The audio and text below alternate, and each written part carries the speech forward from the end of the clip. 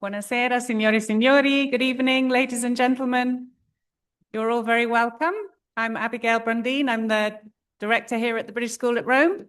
I'm very pleased to be hosting our first event of 2026 with a focus on architecture, and particularly delighted that our speaker is an old and dear friend of the BSR in many different guises. So Tim Bell first came to the British School at Rome in 1998.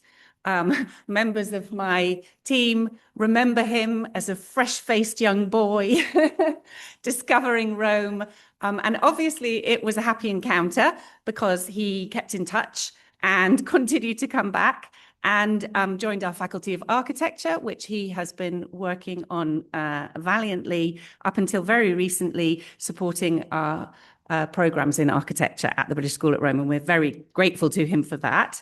After he went back to the UK in that first iteration in 2004, he co-founded Bell Phillips Architects, which is based in London, after winning an international design competition to regenerate a housing estate in East London. And from that first project, Bell Phillips developed a wide portfolio of work and has become one of the most respected architectural practices working in housing and regeneration of the city.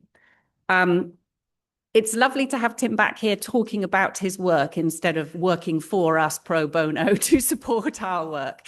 It feels important to turn the tables and recognise the excellence of the people who do so much for the British School at Rome. And Tim's talk tonight is going to be probing the methodologies that are in play in order, as he says very beautifully in the write-up for this talk, in order to achieve joyful architecture, in order to achieve joyful and creative architecture, but architecture that's also equipped to respond to real-world problems, to the needs of particular communities.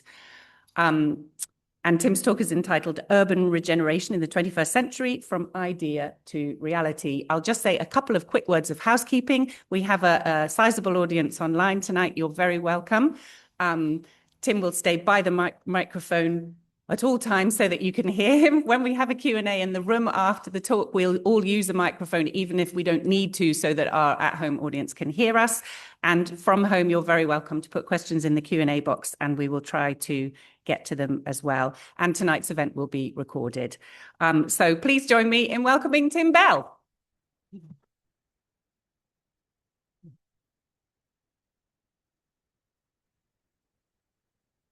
Abby, thank you so much. And thank you everyone for coming. I think you've just given a great introduction, so I needn't do the first 2 minutes. But here we go. This, as you said, is really trying to look at well, several things. I'm going to start with a few minutes, firstly, on my time here as a scholar in 98 to 99, and then predominantly talk about some of the work we do in practice, mainly to do with urban regeneration. And the context of most of the work that we do is the context of much of Western Europe. From 1945 onwards, Europe became a very different place. Many areas needed to be rebuilt. In London in particular, where most of these projects are, there was huge bomb damage that followed with lots of regeneration, new housing built in the 1950s and 60s and 70s, often using the modernist principles. And many of those places are now coming to the end of their useful lives. So our work is involved in rebuilding or changing or adapting those places. There's been a big shift in reduction in manufacturing and more of a service industry. So that's made big changes in certain communities and certain towns, often not for the better. So what can we do in those places to improve the lives of the people that are there? And demographic shifts. So that's, I mean, some of the interesting sort of social context that we work in. And as Abby said, we work a lot with very real world issues. But what we hope to do is create aspirational architecture at the same time. But I'll go through some projects and see what you think. I'm hoping that, you know, they are worthy, but some Q&A at the end will no doubt cover that. So my time at the British School, I was here for 9 months, 26, 27 years ago, which is a frighteningly long time. But I have to be eternally grateful to the BSR for having that opportunity. for having 9 months of time, and time was the critical thing, to do whatever I wanted. There was no obligation on me to produce anything or report back. I had time to explore, walk around, sketch, think, discuss, and it was absolutely invaluable. And that time has been really important to my career up till now, and hopefully going forwards, in terms of bringing together a series of ideas and a library of knowledge. Sorry, let's turn that off. Which has served me in the projects I do and that we do as a practice going forwards. Anyway, without further ado, this is a photograph from my time. I'm on the far right here, as Abby said, fresh-faced. And many of these people I would count as long-term friends now. It was fantastic to be here and meet so many of them. This was a photograph taken at the casino in the Vatican Gardens. But in terms of the work I did here, I did 3 main pieces of work, which I wasn't going to talk really about tonight. I was going to talk more about, just briefly, sketching. And I would always have in my back pocket a tiny little sketchbook that big, just small enough to go in my pocket, that I would take everywhere with me. And this was before the days of smartphones. And so if I had 10 minutes waiting for a bus and I saw something that was interesting, I would just take out the sketchbook and do a 5 or 10 minute sketch. There was no scrolling back in those days. Sometimes I'd be taking photographs as well, but sketching was a really pleasurable way for me to record the places I was going to and the things I was seeing. And anybody will tell you that sketching is a great way to make you look and really think a little bit harder about what you're looking at, and what it is and how it goes together and what it does. So first one, this is a quick sketch. Again, it's probably no more than 5 or 10 minutes. And I like the quick format, partly because if it's a disaster and I don't like it, I can just turn over and start again. There's no great loss, so there's no pressure. So I can just sketch freely. This is Venice in February. I went for a few days, largely on my own. There's a barge in the foreground with a fruit and vegetable stall on it, selling produce to people on the pavement. There's a campanile in the background. And it very much reminds me, I remember exactly this moment. Similarly, on the Vaporetto late one afternoon, returning back from a visit to one of the islands, and you can see how cold it is from the big coats that the 2 people are wearing and their hands in their pockets, and the bright fluorescent light on the ceiling of the Vaporetto contrasting with the dark night out over the lagoon and the driver in the middle with the door open to the cab. So really these are records for myself, just to record the places I'd been to and the things I'd seen, or even the social events. And this was friends sitting in the sun from a weekend in Siena. But back to Rome, this is the front facade of a beautiful convent that many people will know here, Quattro Coronati, which is entered from a slightly higher level, just up that staircase behind the wall. But the road, which I haven't drawn here on the right, drops down, and the building kind of erupts out of the ground with this kind of sloping, battered, massive wall. And it's a really defensive, brooding structure, and it's got great presence. It's an amazing place. And inside, the most beautiful church and the most beautiful courtyard. And that's, again, a quick sketch of looking out into the courtyard through this double colonnaded perimeter with the sunlight coming down into it and a tree in the middle. So they're a great reminder for me of these places, but equally, some of it's a little bit more analytical. Now, these are sketches that were never intended to be put on a screen, so I apologize for the kind of lack of clarity. They were really only done for my own purposes, but I thought I'd put a couple of them up here just to show some of the things that I learned and seen and in Rome. So this is at the top of the page, a plan of I forget the name of the church now, the Mausoleo at the Via Nomentana. Santa Costanza, thank you, which is a 4th century mausoleum church, which is just a fascinating circular plan. But you can approach it in 2 different directions, and it has a facade just here that sits on the front of the circular plan. And you can approach it from the left of the sketch, number 1. You can come from the main road, from the noise and the bustle of everyday life. You turn the corner and you just get a glimpse of the church. And you come down a ramp to the main square in the middle, and you approach the facade from an acute angle. And your perception of that facade is very informal and very different compared to number 2, which is a much more formal axial arrival down the other route, arriving at the center line of the facade.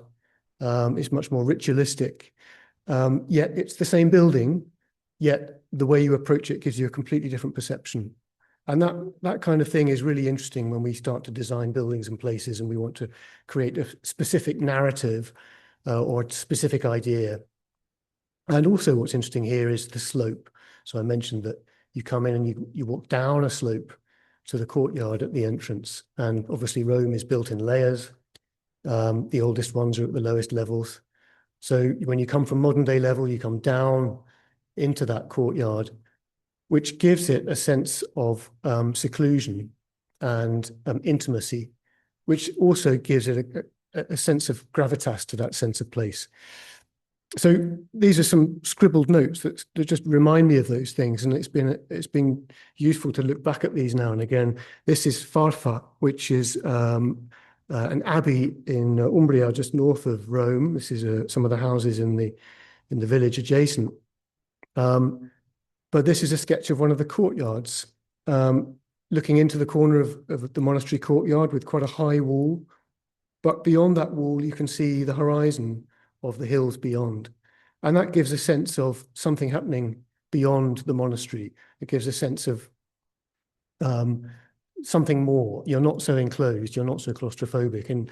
And also the 4 pollarded trees and the fountain in the middle give a sense of life, and they occupy the space, and they start to make it somewhere that you might really want to go and sit and occupy yourself. And this is the kind of thing that I might think about when I'm back in London designing a courtyard in one of the developments that we're commissioned to do. And the last sketch, again, not really designed for the screen, sorry. It's a section through the cloister at the Abbey in Farfa. And this is the cloister in the middle that you walk along. And when you look left, you can look up a flight of stairs to a window at the top. And that window is north facing. And the light coming from the window is very, very much not dynamic. There's no sunlight. It's a very still, quite ethereal light that seems appropriate to a monastery. And equally, since you're looking upwards through this window, you can only see sky. You can't see the horizon or any sign of humanity beyond, which also gives it a kind of an ethereal presence, which again feels appropriate to a monastery. Or if you look the other way to the right-hand side of that point, the courtyard, across the courtyard to the campanile, the bell tower on the top right, towards the sun, that little circle there is trying to be the sun. The sun is behind the tower. So the tower is being perceived in shadow. You're seeing the silhouette of the tower. It gives it a kind of a brooding presence again, gives it quite a strong identity. And so these things, they're quite subtle things, but they all add to the sense of place, which is entirely relevant to any architect when they're trying to design a new development. So they're some of the things that, and there's many more in the sketchbooks, but I just wanted to give an example. So Bell Phillips Architects, I came back to London after Rome and got a job and started to learn a bit more about my profession, and worked for 5 years in 2 practices. And in one of those practices, I met up with a friend, Harry Phillips. He and I were trainee architects, and we talked furtively about setting up a practice together one day. Neither of us had wealthy relatives who could commission a beautiful villa somewhere, so that wasn't going to be the way we would start. So it was down to competitions. And the first competition that was available was a regeneration competition in East London for Newham Council. It was an estate of 1970s apartments, low-rise buildings, 230 homes that had come to the end of their useful life or needed some serious improvement. And we sat down in our kitchens for a few weekends and put together some ideas and some drawings and submitted them, and were amazed to be shortlisted. We went to the interview with the client and presented our ideas, and we said to them at the end, "You do know, don't you, that we're just a couple of guys, we just did this on our Saturday mornings in the kitchen?" And they said, "We know, but if we give you the job, can you set up a practice within a month, and can you do the project?" Of course we can, and we did. And that was our first lucky break. And it's extraordinary that a public sector body should take that kind of risk. I don't think they would these days, sadly, for young architects, but we were fortunate that they did. And that's how we got into housing and regeneration. And the beginning of the practice looked a bit like this, with a couple of fresh-faced guys in a dusty corner of an engineer's office. We didn't have a server. We had a memory stick, and we transferred files between our laptops with a memory stick. But gradually we got a bit more organized, and we got systems in place. And we've ended up with a practice of about 30 people, 21 years on. And it's with this group of people that we do our work. And I should just say at this point that the sketches I showed you are my sketches. I can't pretend that the work I'm going to show you now is mine. It's a collaboration. That's the reality of working in practice. I have some ideas that get taken forwards. Some of my ideas my colleagues don't like at all, and theirs get taken forwards. And it's always a constructive dialogue and a conversation. Some of the projects I'll show you, I've been intimately involved in managing, but others less so. And my input has been design reviews or certain sketches or giving some input. So it's just to say that it's a collaboration. I'm going to talk about 6 projects. The first 2, quite quickly, I'm going to talk about public realm pavilion projects. They're quite small projects.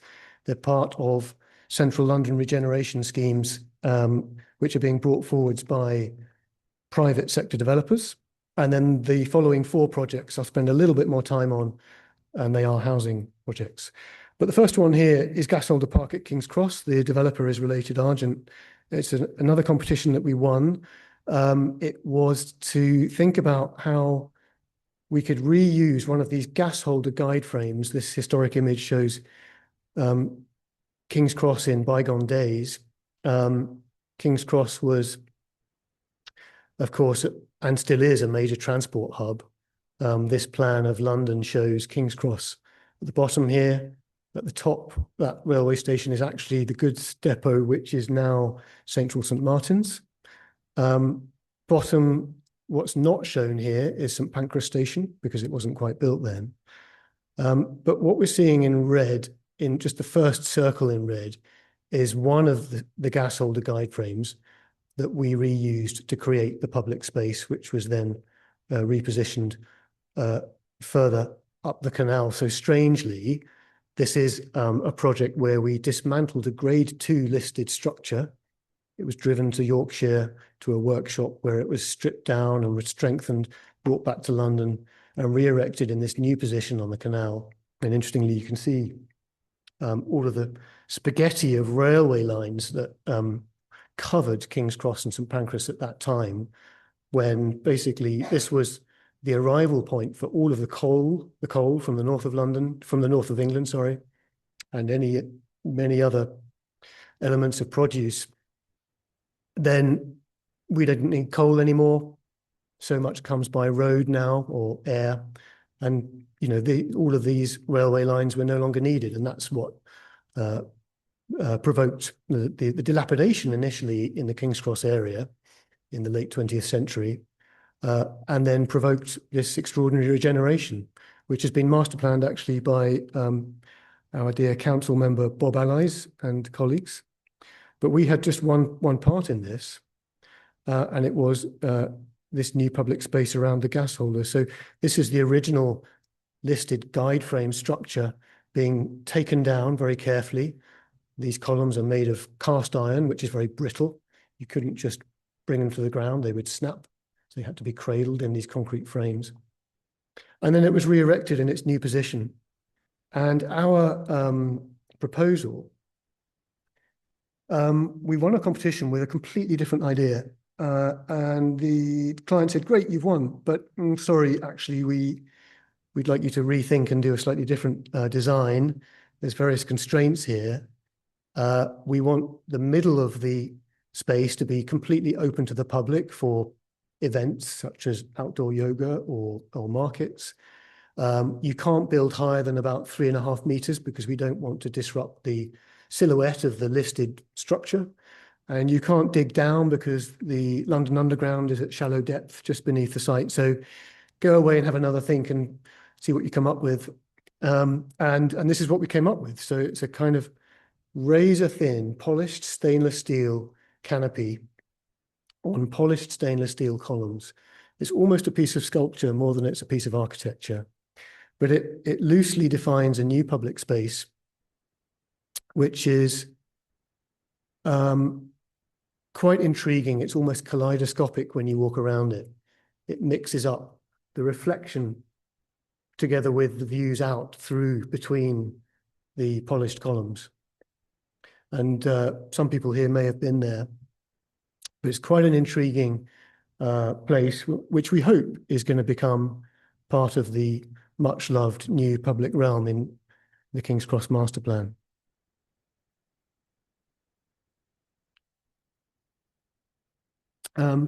So moving forwards, the other public realm project is for Lend-Lease, which is a developer we're working with on a couple of projects. This is at Elephant and Castle. Elephant and Castle was one of those areas that post-war was one of those kind of experimental housing estates in the modernist fashion. I think it had about 1,200 homes. And it started over time to exhibit all of the problems that we know about some places similar to this. A lack of community, all sorts of social issues. The building fabric was poor. And Southwark Council, who owned it, decided to demolish it. And they sold the site to Lend-Lease. And Lend-Lease have developed an amazing new regeneration and a master plan of the whole area. That is the new plan. And our part of it, again, has been very modest. It's on the corner. This is the main park in the middle. And our element of that is within the triangular red zone here. One of the great attributes about this site were the mature trees. So it's quite rare to have mature trees in a new development. And it was essential that they were retained for ecology reasons as well. And so our proposal, which is here, maintains a tree which is right in the middle of our site, and we build around the tree. So this is a building, it's a pavilion, which provides all of the public services to the park. It has a cafe, it has public toilets, it has a community room that could be rented for yoga lessons, children's parties, and so on. And it has this amazing roof terrace. And you can go up to the top level. It's publicly accessible up amongst the branches of the tree. And it gives you this amazing, completely different perspective of the tree and of the park. And again, hopefully it's becoming a much loved new place. And it's almost not a building in as much as it's almost more public realm. The ground plane runs through and underneath it. It's entirely accessible. And here, this is the cutout with the tree growing up through it. Also, it's quite sustainable. When we try and design low carbon buildings, we are juggling two main elements: operational carbon, which is the energy involved in keeping the lights on and keeping it warm, and embodied carbon, which is all of the energy involved in the materials to make the building. And it's the latter that I'm talking about here. This building is largely made of wood, of cross-laminated timber, which is like jumbo plywood. And the timber used to make this building has come from trees, which during the time they've grown have absorbed carbon dioxide from the atmosphere, locked it into their cellulose, and absorbed that carbon. And when you balance that absorbed carbon with the carbon emitted by the steel and the aluminium and the other carbon intensive elements, the net balance is overall this building is carbon negative. So it's sucked out more carbon from the atmosphere than it has produced in its construction, if you count, as I say, the sequestered carbon from the atmosphere. And to be honest, the jury is out, and there's different ways of measuring this, and it's this is sort of an ongoing discussion. But anyway, it would be amazing if more and more of our and every building project could suck carbon from the atmosphere. In housing, it's a bit harder because fire regulations make timber harder to use, but it's something we're very much pushing at. I'm going to speed up a little bit and talk first about the first of the four housing projects. And this is in Tilbury in Essex, and the client is Thurrock Council. So this is a map of London, and it's 32 boroughs with the River Thames running through. And at the eastern end in grey is Thurrock Borough Council, part of Essex. And much of the industry and the transport serving London is on the east side of London, where there's the most access to the widest parts of the river. The river is most navigable. And Tilbury is a town which has been London's main container port for many years. So this is an aerial view of Tilbury. At the bottom left is the River Thames. The large construction on the sort of beyond that, the bottom left, these kind of teeth-like forms are the main docks, deep water docks for large container ships to bring in their goods for distribution then via rail or road into London and to the rest of the UK.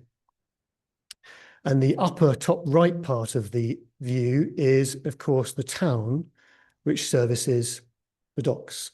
And these docks were built late 19th century, early 20th, and the town grew up at the same time. And interestingly, also, I should just point out the Tudor fort, bottom right here, which was built in Henry VIII's time to fend off the marauding French and Dutch. But anyway, Tilbury's problem right now is that the trade through this port is reduced.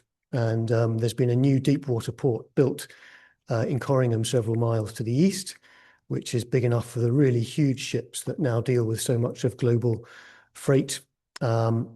And as a result, the port here is less used, and there's less money coming through it. There are fewer jobs, and the town is suffering all sorts of economic and social problems, as you can imagine. If you look it up on Wikipedia, it's not a great picture.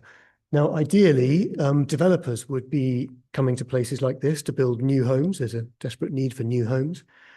But a developer, of course, will only operate where they can make a profit. That's the way the world goes round.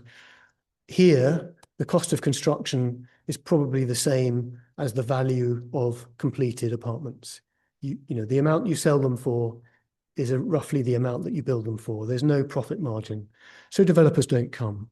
So who is going to create the new homes, and who's going to regenerate this place? And so it falls to the public sector, and in this case, Thurrock Council. So they asked us to look at this site outlined in red at the top of the screen, just on the edge of the town, with the fields beyond it to the west.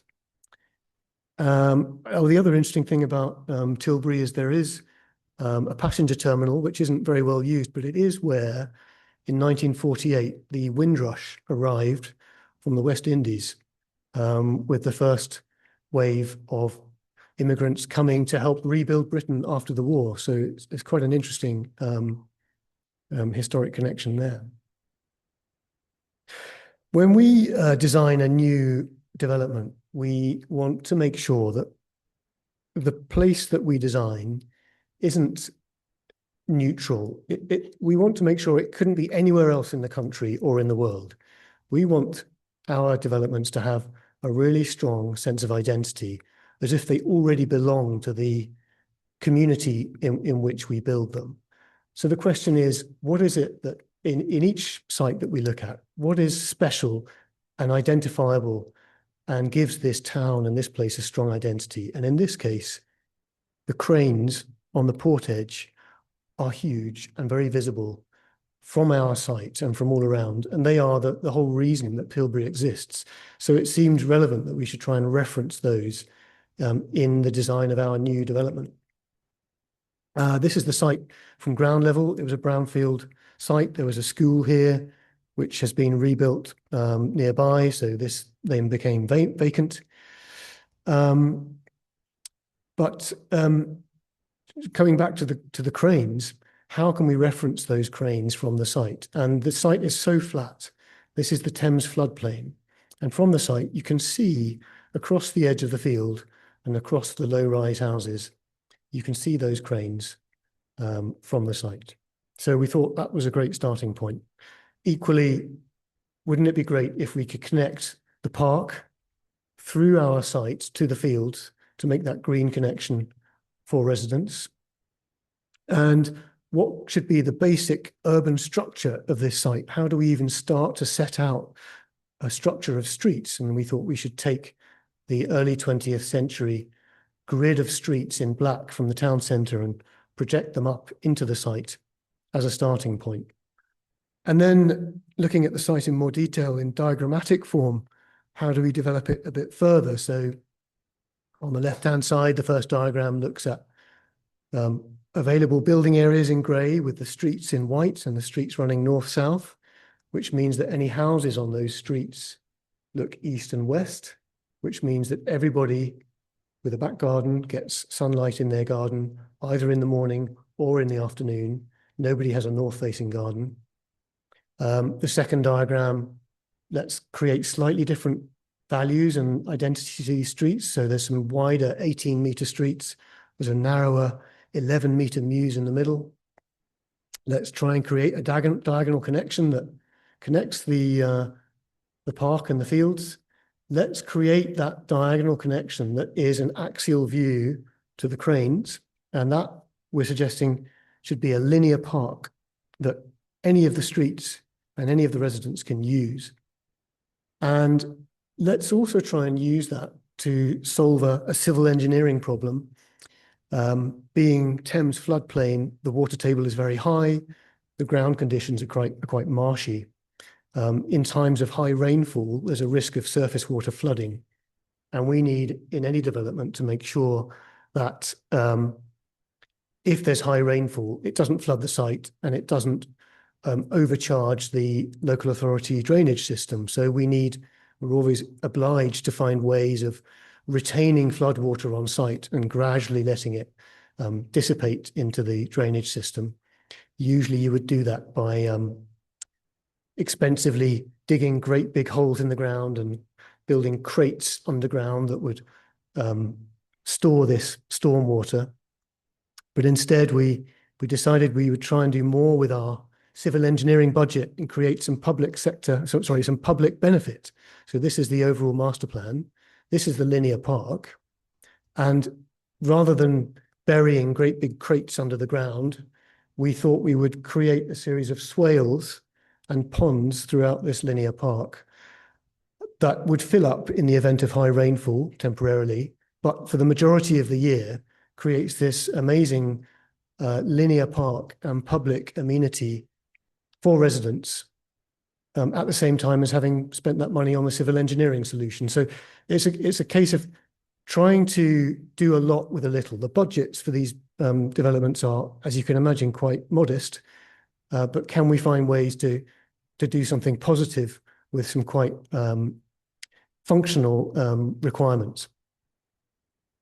You can't really see the swales here actually because the wildflowers have grown up so high along the park, but believe me, they're there and they sit underneath the greenery and hopefully create a great space. One thing I should say here, you can just about see the cranes at the end of the axis. What we can't do, sadly, is control the growth of the trees beyond the site. So in the summer, the cranes are not so visible, but in the winter they definitely are. And hopefully they nonetheless become a very important part of the identity, as I said.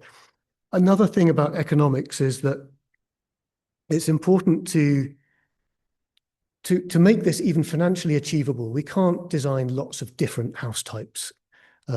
We've designed only really 3 house types here. There's a 2-story house, there's a 3-story house, and there's a courtyard house, which isn't shown here. But we wanted to find a way to create interest and a kind of an organic aspect to the streets, despite only using 3 house types. So rather than having all of the 3-story houses in a terrace and all of the 2-story houses in a terrace, we've mixed them up. So you get 2 stories, you get 3 stories, and we've mixed up with 2 different types of brick. And the windows you can see are slightly different. They depend in terms of their height and their size, in terms of the spaces that sit behind them. So they're quite specific and they're quite organic as well. And the hope is that this gives the street a quite interesting organic nature. And we hope that it gives every house a slightly different sense of identity, and it gives people their own sense of identity. They recognize, which house is theirs. You can point it out when you've got a friend coming to visit. But nonetheless, there's a huge amount of repetition and efficiency in the cost.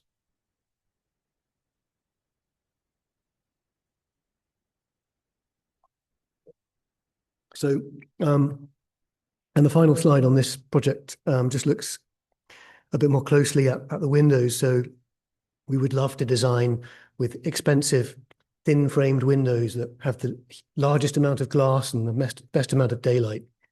But the budget wouldn't allow it. So we used plastic windows with quite thick frames, but we've detailed the windows so those frames sit behind the brickwork. So they look like very fine-framed, quite expensive windows, but they're not. So again, it's these kinds of things we're trying to achieve quality through various ideas, but whilst ensuring that the development is financially viable. I'm going to keep going. I've got 3 more projects. Greenwich is a borough in the southeast of London, and they came to us asking us to design houses on 8 different sites. In the end, actually, it became 6 sites. And they had two problems, well, amongst others probably, but they have a number of garage sites like this, which are not bringing them any revenue. They are attractive to antisocial behavior. They're doing nothing for the public realm, and they would be ideal locations to build new homes. They had a second problem, which is they have lots of council housing in their stock, many of which are large family homes, which are being under-occupied by older people whose children have grown up and left home. Yet they desperately need those family homes for new families, young families who need a home of that scale. So they want to encourage older people to downsize, and they decided that what they needed was bungalows to encourage people to downsize into those new homes. So with those 2 things, we were given this brief. This is a design guide, slightly unusual name, HAPPY, Housing Our Aging Population, Panel for Innovation, a bit verbose, but some very important and relevant strategies that we should be using to design homes, especially for older people who maybe are spending more time in the home than somebody of working age. Spaces should be flexible, they should be spacious, great daylight, good outdoor space. They should be adaptable. To be honest, these are all things that you'd think would apply to any good housing, but specifically here. So with that in mind, and again, we needed to design, in this case, just one house type that could be built successfully across 6 completely different sites. And this is one of them. This thinking of the sort of post-war context I mentioned earlier, was a bomb site. There was a bomb in this position here that completely destroyed the original street structure shown in white. Post-war, the original structure was ignored and a bank of garages was built across Walnut Tree Road, and some new houses were built further back from the road edge, and there was a green space here as well. So the whole urban structure has become a bit illegible, and could we improve that? More garages. At the same time, there were some quite beautiful, typical Victorian terraced houses directly adjacent. So the question for us was, how should we design single-story bungalows that are appropriate in terms of their scale to two-story houses?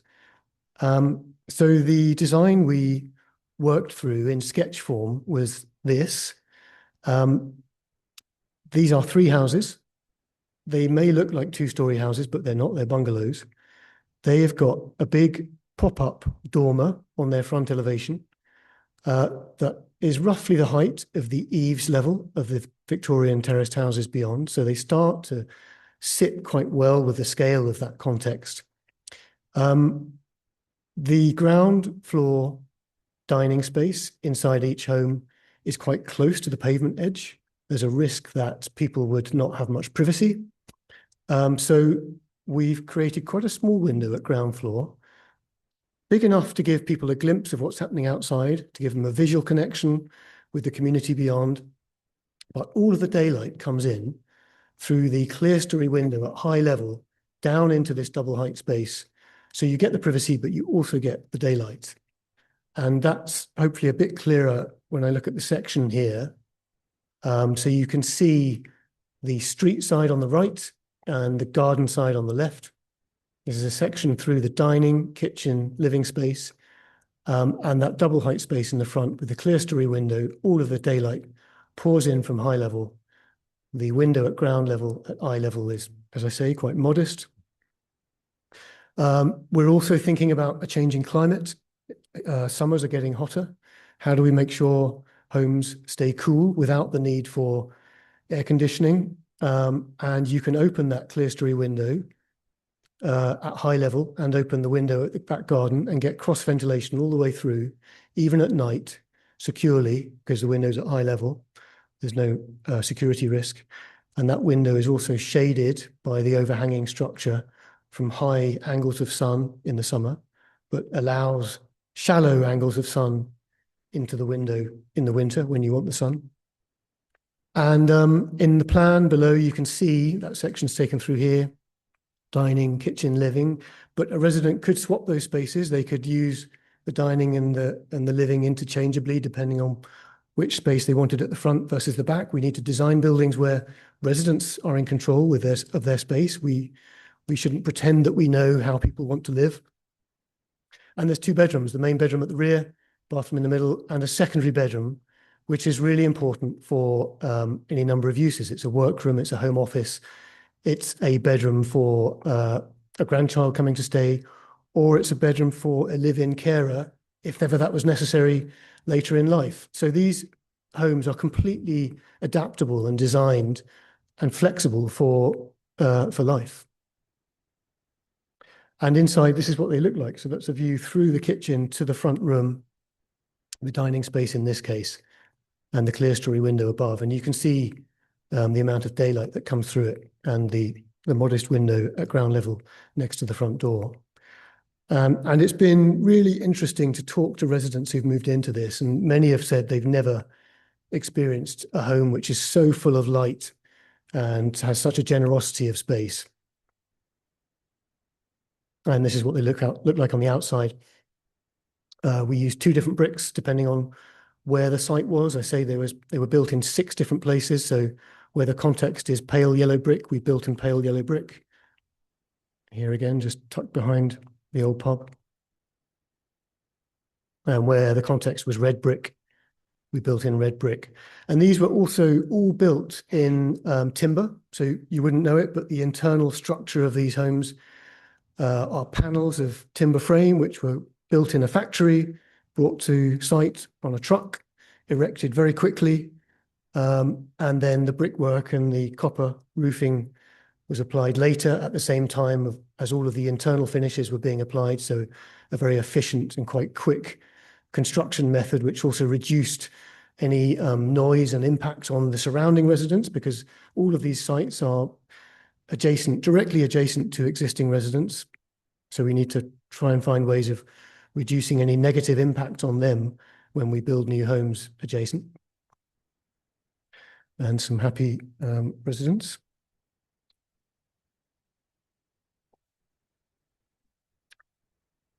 The third housing project, Kipling Housing Estate, and the client is actually the community in this case. Leather Market JMB is a tenants management organization, a TMO. And I'll come back to that in a second. Excuse me. This came about from David Cameron's Localism Act. He was Prime Minister in 2011, and he brought in this act as a way of trying to help communities have more control on the development that happened in their neighbourhood. And the act allowed people to form a neighbourhood forum and decide between themselves what should happen in their neighbourhood. And in this case, Bermondsey Neighbourhood Forum came together. You can probably recognise London Bridge Station, River Thames. The Shard is just here. So this is really central London in Southwark. And we, at that time, our office was in the area, and we got involved, and we were asked by the forum to put together a menu of potential projects and improvements to the locality. And we came up with a menu of 60 proposals. Some of these are public realm improvements like traffic calming or new play spaces in parks. And some of them are new housing developments on old garage sites or gap sites that had the potential for new homes. So we put that together, and of all of the various stakeholders involved in the neighbourhood forum, the largest stakeholder was the tenant management organisation, Leather Market JMB, which manages all of these areas in blue. All of these are public housing estates owned by Southwark Council, but managed by the TMO. And that's about 1,500 homes. So it's a huge number of households. And that TMO manages those homes on condition that it's doing a good job. And every 5 years, there's a vote, and the residents are allowed a ballot to decide whether or not they're happy with the way things are going and whether or not the TMO should continue. And they're doing a great job, so things continue. So that's fantastic. And they surveyed their residents in terms of what they wanted in terms of new housing. 85% of the residents wanted new housing. 77% of them wanted to stay in the local area because they had a great community. But the majority, 93%, could not afford to stay in the area. And I suppose here we're thinking about families who had children who were growing up and wanting to move out and have a home of their own. But there was no way that many of those residents could afford the extremely high rents of Zone 1 in central London. So there was the challenge. Can we create new homes that are available to the community? We initially did some capacity studies, looking at some of those garage sites, a bit like in Greenwich, to see how many homes might be feasible on each of those sites. And the TMO established a business plan to really try and make it happen. They got seed funding from the Greater London Authority, and that paid for professional fees for us and the whole consultant team to design the homes and get a planning consent. And they agreed that Southwark Council would provide the money to actually build the homes. And I put this image up here just to make the point that this was a really unusual way of doing things, that the community should be developing housing. And it comes down to individuals. So often in life, it comes down to motivated individuals who have the tenacity and the energy and the will to make these things happen. And in this case, it was these were two of those people the leader of the council, Peter John, and John Paul Matham, who was in charge of the TMO. And between them, they brokered this deal and they made it happen. Then there was a further survey amongst the residents to see, well, who should come and live in this new site? How many homes do we actually need? And so they concluded that from that survey, they had lots of residents who were overcrowded.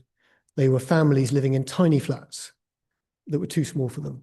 Conversely, they had people under-occupying too few people in huge flats, and they had people with mobility issues. So this created a short list of those residents who most needed a new home that was adapted to their requirements. And it came to the conclusion that there were 27 households, or that was also related to the capacity of this site outlined in yellow, the number of homes we could achieve here. And then we worked very closely with those 27 households and with the wider community as our client, effectively, to decide how we should design those homes with them. So there was lots of engagement, lots of discussion. What do people want? What works? What doesn't work? And lots of conversations, lots of visits, lots of walks around the estate to really see things at first hand. What are people's aspirations and their fears? Lots of meetings, looking at drawings, looking at models.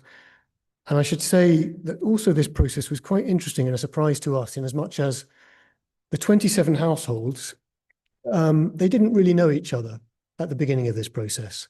But at the end of this process, they'd all been involved in these conversations, and they became a community through that process. So by the time the new building had been completed and they'd moved into their new homes, they already knew each other. It was a ready-made community.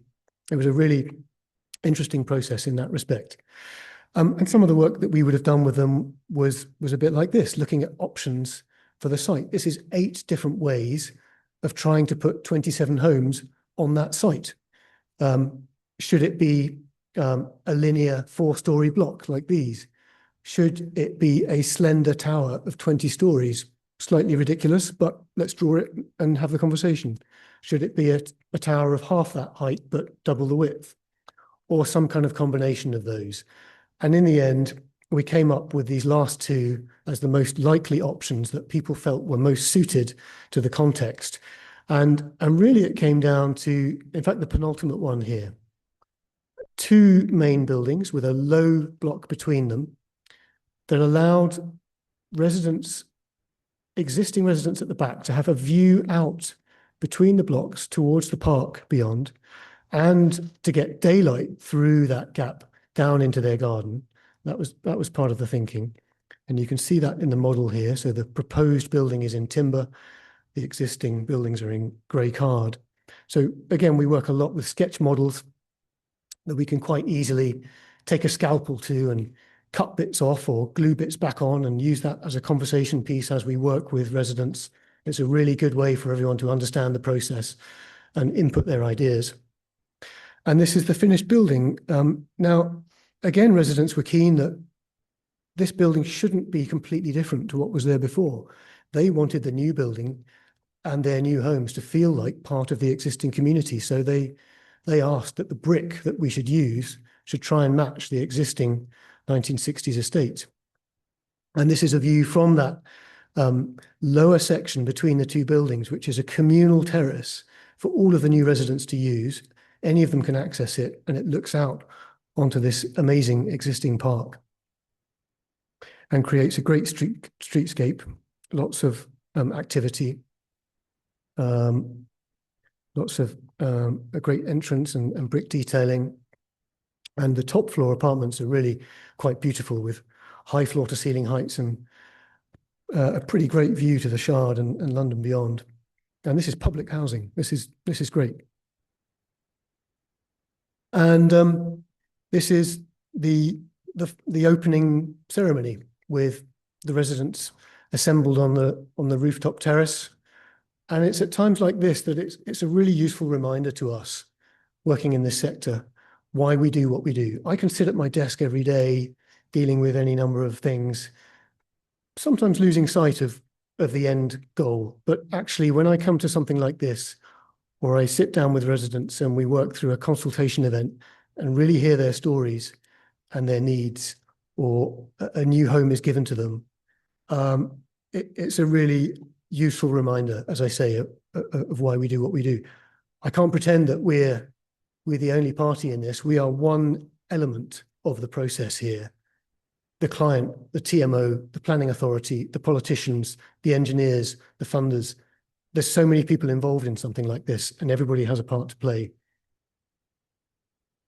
And that's been really successful. The second phase has been built beyond that, and this is the third phase, which has recently got planning consent, and that will start construction hopefully this year. So again, all resident-led through the same client. It's a really good process. And finally, I'm going to talk about Causeway Street in Westminster.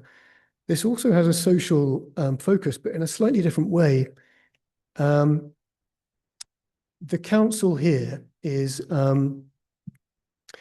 acting as developer, and their brief to us was to develop this site outlined in red for 100% private sector homes to be the highest possible sale value. And you think, well, why are they doing that?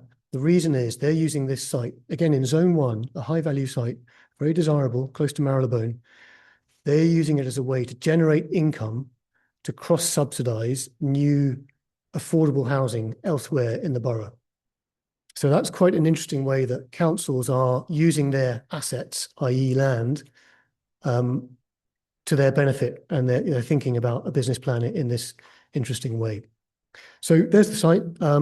It's a whole city block, quite a small one. It's got a very small old schoolhouse from about 1900 and a much larger 1960s block to the rear. This is what it looks like, or looked like, before the project. On the left, that's the schoolhouse that did have some architectural merit, and the planning officers were quite reluctant to see it demolished. To the left is a quite beautiful Grade 1 listed church, Christ Church, built in limestone.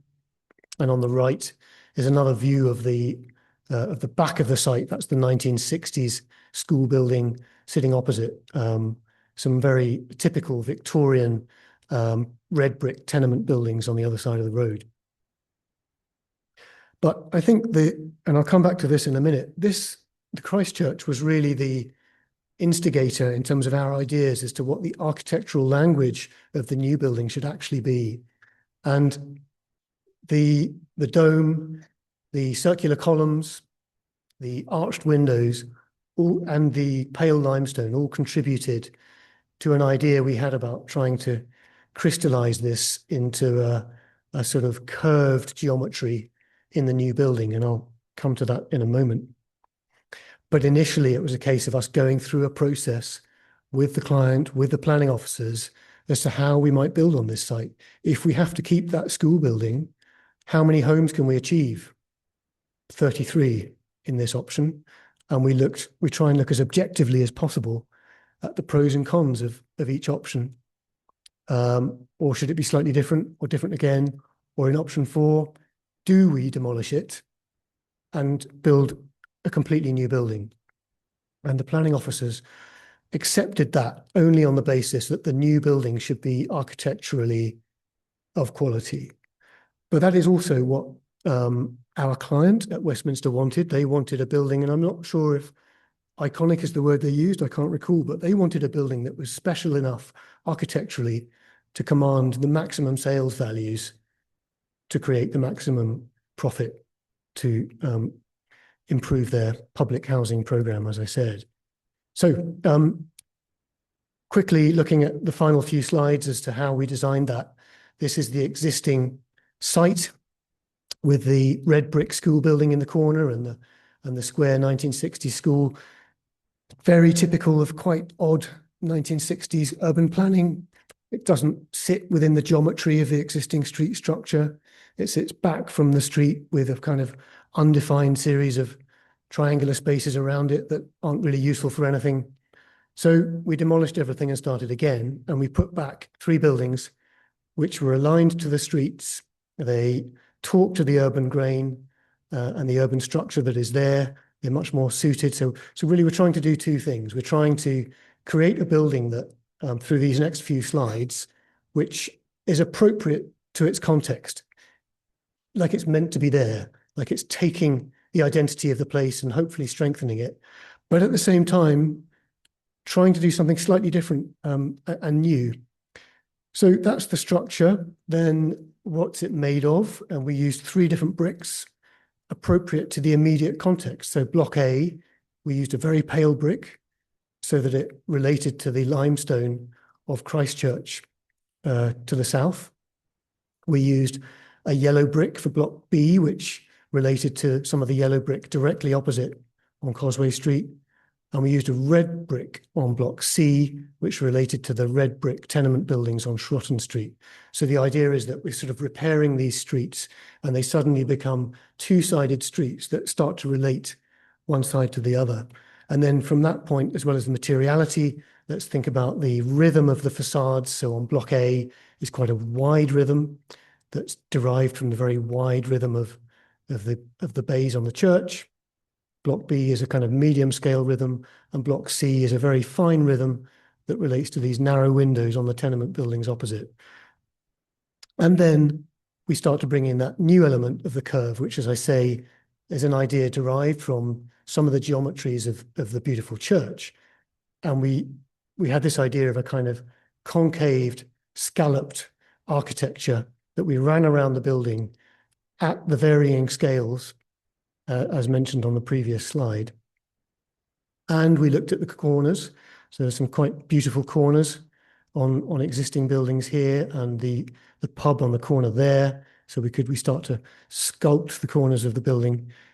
And I haven't talked much about internal spaces, but this is one of the apartments. There it is on the key plan. You can see it outlined in pink. All of these apartments have a recessed balcony. So looking at the larger scale plan here, the bedrooms are in green on the left. The kitchen, living, dining room is in yellow on the right. But the balcony is almost like an external room. It sits into the building. And that starts to allow the dining space to be accessed onto the balcony, or the living space, or the bedroom. All of these 3 spaces can access the balcony, and the balcony itself starts to become a kind of a room in itself. And when we look at one of these early concept images, you can see the balcony there as if it's part of the internal space. It's also great shelter from the sun in hot summers, or shelter from the rain when you need it, or very good privacy. You can sit out, you're sat back from the facade of the building. People can't see you should you want the privacy. So, and that's the facade as drawn on Causeway Street. You can see it on the left from the pale brick talking to the church, which is just off the left of the image, and then the yellow brick and running into the red brick. But that starts to make more sense when I show you the final building. So here it is from that same viewpoint, looking at the pale brick on the left and the yellow brick and the main entrance, and these scalloped facades, which catch the sun in a really subtle way. And the way it was built was also really interesting. These were brick-faced precast panels that were brought in on the back of a truck and connected to the concrete frame behind it. This truck that you can see here brought maybe 4 or 6 panels a day from Belgium through the Channel Tunnel, drove to London. They were craned off the truck onto the building. Truck went back in the afternoon to Belgium, came back the next day. And it went together beautifully, and the quality of that construction is really good. I mean, whenever you build something in a factory in controlled conditions, where you're not surrounded by the howling wind and the rain on a building site, the tolerances and the quality you can get are superior. And that's the main entrance, using that scalloped profile in a tinier format around the entrance of the loggia, and then into the entrance lobby and the garden beyond. And the last few images of that building showing that curved geometry. So that's almost it. So they are some of the projects we've been working on. The work we're doing right now is a variety of projects, an office building, some schoolwork, but a lot of housing regeneration. 3 of those are quite big projects of about 1,000 homes each. So that's really quite exciting to be planning neighbourhoods at that scale. We're doing city centre projects in Birmingham and Manchester. We're doing a big regeneration project on an old industrial site in Gothenburg in Sweden. And we're doing lots of self-generated research about low carbon and how we can reduce our carbon impact in terms of the buildings we design going forwards. I'll finish there. Thank you.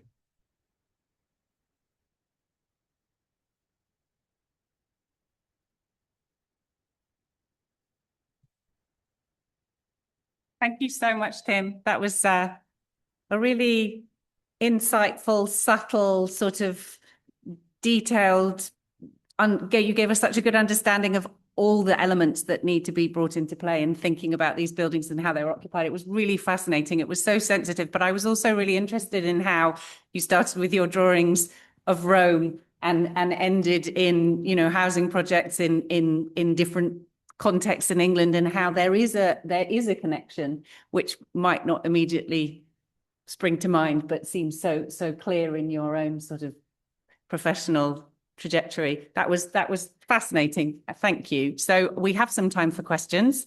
Shall I start in the room? Who would like to ask Tim a question?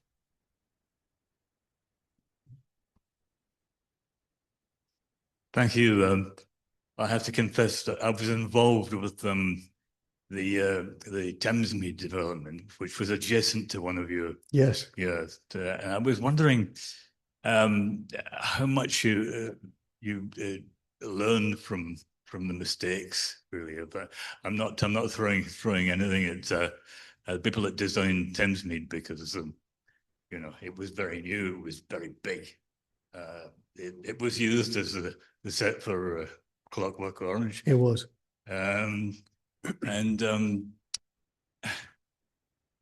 There were so many things that weren't taken into account, including the democratic structure of the area. It was big enough to be a London borough, really. Did you learn anything from that, and did you input it into? Yeah, I mean, I know the different scale projects. Yeah, no, but there are many lessons from the urban planning of the 1960s. I think often developments were huge and faceless, and people didn't have a sense of identity. You wouldn't really get to know your neighbours. You wouldn't feel like you could occupy or have a sense of ownership on some of the external public spaces. So you wouldn't use them, or you wouldn't let your children play there. You had a sense of fear, maybe, because you didn't know who your neighbours were. Visually, some of these buildings were quite brutal, concrete, big, overscaled. I mean, they're some of the typical problems that we see. And I think also that architects sometimes like to play God. And in the 1960s, there's sort of, you know, some of the urban planning was quite megalomaniac, and we need to be much more sensitive these days to people. I will say that a lot of the residents in Thamesmead, they had a pioneering spirit. Yeah. Post-war, you know, coming mostly from inner London, which I admire. But really, the basic needs weren't really catered for.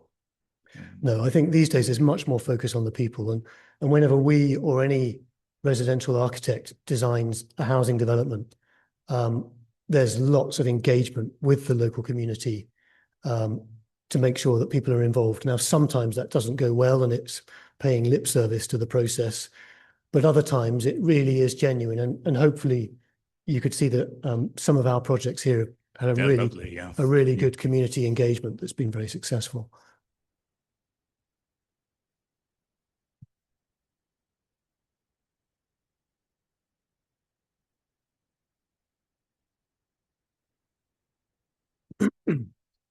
Thank you very much. I think we all enjoyed, and I would agree that your wonderful learning from Rome experience, especially through sketches with sections where you analyze how light gets into certain complex, it is obviously something that is coming through your projects in your practice, and it's wonderful to see. And I would like to hear maybe about building materials that you are deciding to use. It is clear how you reference with brick existing context, but you combine brick differently in different projects, sometimes with stainless steel, sometimes with wood in public buildings, in public open spaces, as you call them, but in residential also with copper. So how you come to that second material that you combine with brick so differently? Yeah, I think the copper there is patinated and it has a color. It's tonally not dissimilar to brick. It has a kind of natural tone that we felt fitted quite well with the brick. One of the reasons we used copper is because the roofs are quite shallow. The slope is quite shallow. You couldn't use a tile or a slate at that gradient because it wouldn't be weatherproof. So some kind of metal system was the obvious thing to use. I think the question mark we'd have today about copper is the embodied carbon. It's very carbon intensive to produce copper. You might say the flip side of that is the copper we use is extremely thin. That's probably 1 millimeter thick, the copper on that roof. So there's not much of it, but it is carbon intensive. And increasingly, the work that we do, measuring all of the embodied carbon in the materials that we look at, might come to a different conclusion. I mean, I think probably also on this project, brick is also not very sustainable, actually. It's being created in a gas-fired kiln, heated up to huge temperatures for 3 days. Increasingly, brick manufacturers are trying to find low-carbon ways to fire their bricks, but it's slow to happen. But it is the indigenous material of London and much of the UK and much of Europe. And it's robust and it's low maintenance and it has other advantages. There are so many balancing acts that we try and think about. Maybe that's only half an answer.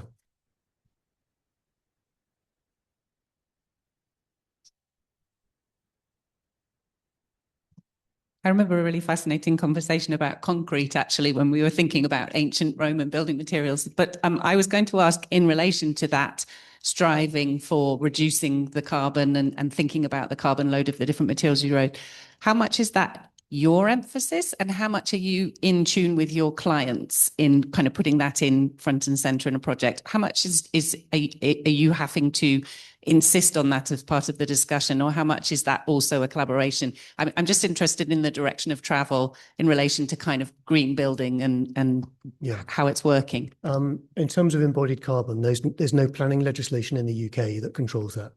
So we definitely push that really hard because that's what we want to do. We want to be doing the right thing as much as we possibly can. Some of our clients are absolutely on that page and they're pushing the same thing, but they're in the minority. I mean, all of our clients would like to be doing that, but what trumps the issue is cost every time. But some of the research we've been doing in the office, we've been calling low cost, low carbon. And we've been working through a series of design strategies as to how we can design apartment buildings using less material, leaner than ever before, as simple as possible, using the least amount of material, which also means they are more cost efficient to build and there's less carbon.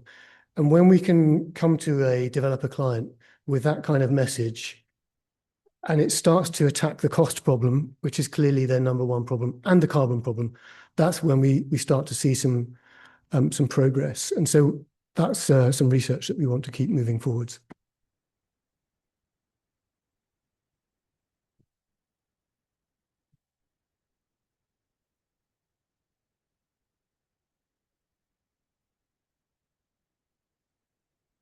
Hello, thanks, Tim, so much for the really interesting talk. I had a question about authorship in your practice.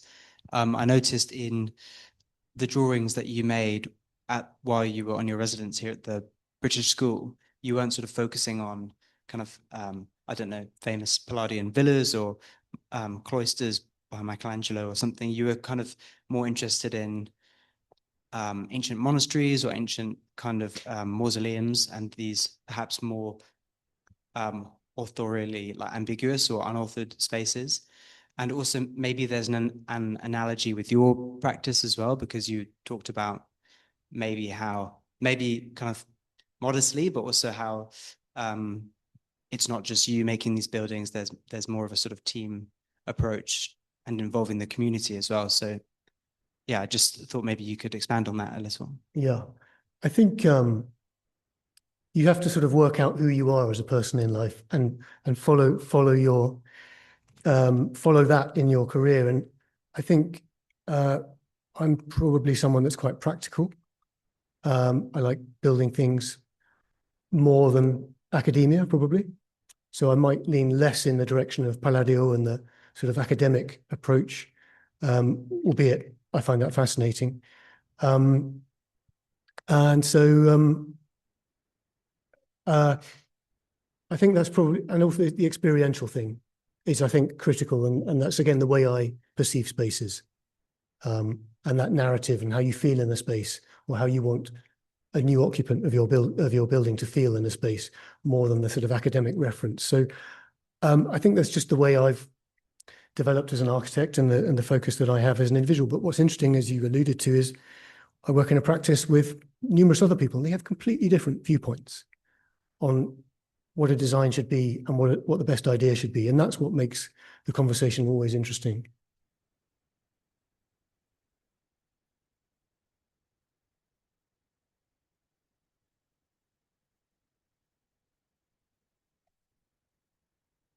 I just wanted to return to the sort of a theme of sustainability. You mentioned at the start of your talk that many of these buildings in the 1960s are coming to the end of their usable lives.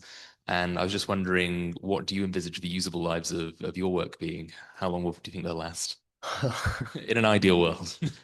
I mean, in an ideal world, centuries.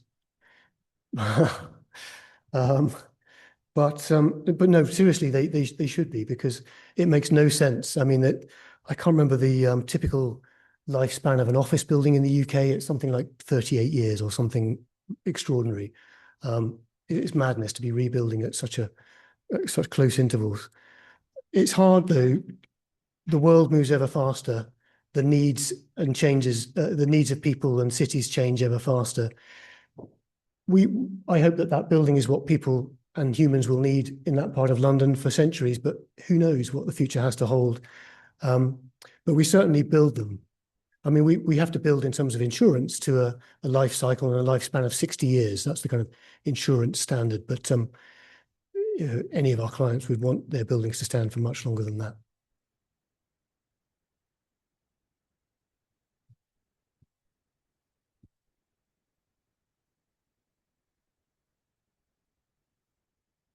We'll just check if there are any questions from our online audience.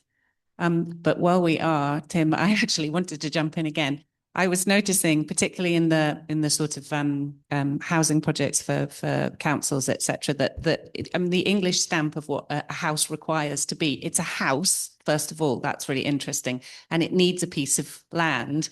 As somebody who's transitioned into apartment living in Rome, it was interesting to see you coming then to an apartment block where you put an internal courtyard. But they're very different ways of living, and I wonder if you think that our kind of English attachment to the house and garden is something that we're going to simply have to let go of at some point. Or I mean, you're doing incredibly creative things with small spaces in order to give people a house, but it can't be easy. I'm sort of thinking aloud, but do you have thoughts on that? Yeah, I do. I mean, I think you're right. We have a kind of cultural connection with the house and the garden, but it's not a very space efficient way to create homes. You know, that St Chad's in Tilbury, there's 39 dwellings per hectare in that development. That's very low density. This, I should know the number, but it's probably about 250 dwellings per hectare. It's a much more efficient, better use of land. And also, we should be, I think, designing denser cities where there are more people with more footfall, making more use of the shops, making more use of the pubs and cafes, making sure all of those public benefits are operable and active. If you do low density houses, people are a long way from public transport. They're a long way from the shops. They need a car. They don't know so many neighbours. It's a huge problem in the UK. I don't have the answer to that, but we're working with some developers who are moving in that direction. Yeah, I've got 3 questions, or 2 actually. The first one, how can you justify to demolish the Victorian school building on the corner? Could you not incorporate it into the design? I imagine it was listed. That's what those 4 diagrams were looking at one point. Could we possibly retain it, but still get the number of homes we needed to make the scheme financially viable and to create the kind of money that the council needed to cross-subsidise new public housing? You're absolutely right. It was a difficult decision. It wasn't listed. We don't take that kind of decision lightly in this day and age when embodied carbon is a really critical issue.